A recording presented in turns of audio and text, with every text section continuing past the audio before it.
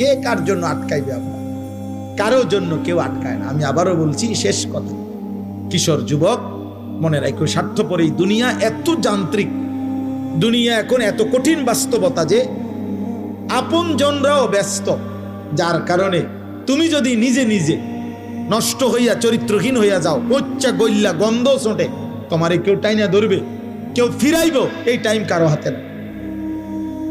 আমার এই কথা এক ছেলে হলো, বাস্তবতা বড় কঠিন এখন। কারণ মানুষের এখন উপার্জন দরকার বেশি। 10 টাকার পণ্য 1000 টাকা। মানুষ, আমরা আগে পুরা বাড়ি, মনে করেন আমাকে মুরব্বীরাও বলবেন, আমরাও তো ছোটবেলায় দেখছি, পুরা বাড়ি বাপ চাচা জেডা প্রত্যেকের ঘরের মানুষ যদি মিলে 30 জনও হয়, 40 জনও হয়, তো পুকুরের কোনা বাথরুম নাকি ওইখানে তো পুরা বাড়িওয়ালারা গেছে গেছে না? তাহলে আগে তো এভাবে জরুরত ছাড়ছে, কিন্তু এখন 6টা রুম 6টা বাথরুম। কথা বলে না? 4টা রুম 4টা কি বাথরুম, প্রত্যেক রুম অ্যাটাচড বাথরুম। তাহলে এই ব্যক্তির খরচ বাইরে গেল কিনা? খরচ বেড়ে গেল না?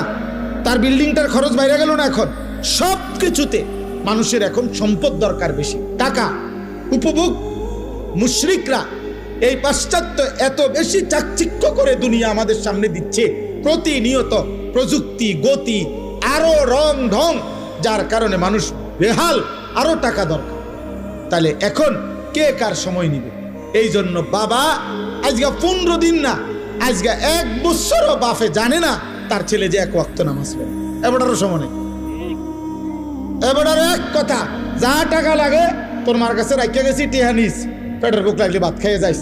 এবার তোর মতো করে তুই বড় হ আব্বা, তুই মানুষ হ, নইলে জানোয়ার হ, নয় নারী দেখ, নয় ছবি দেখ, নয় জিনা কর, বেবিচার কর, মদ খা, নয়তো জুয়া খেল, অসৎ বন্ধুদের সাথে, তোর চুল তোর মতো, তোর চেহারা তোর মতো, কিসের আল্লাহ, কিসের খোদা, কিসের নবী, কিসের রাসূল, তোর মতো তুই যা।